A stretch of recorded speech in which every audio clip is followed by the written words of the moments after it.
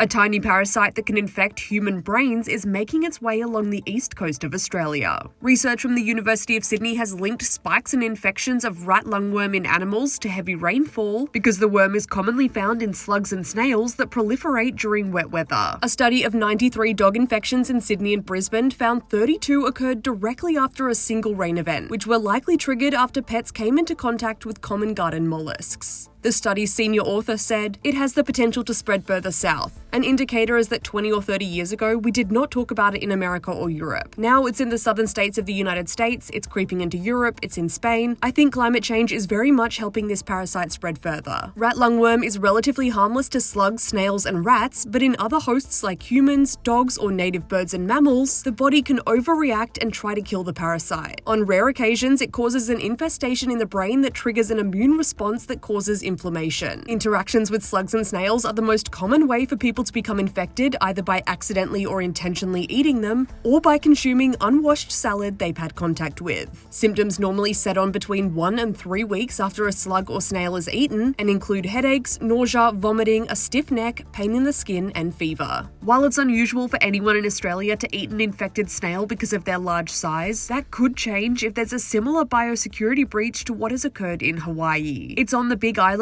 that a tiny semi-slug has invaded the landscape, and it's so small that it's easy to accidentally consume when eating salad greens and fresh fruit and vegetables. We don't have the semi-slug in Australia at the moment, but if it was to come in, it might end up on the veggies that people have got in their backyards, and that would change the landscape of this disease completely. It could change the way we grow greens and behave in restaurants.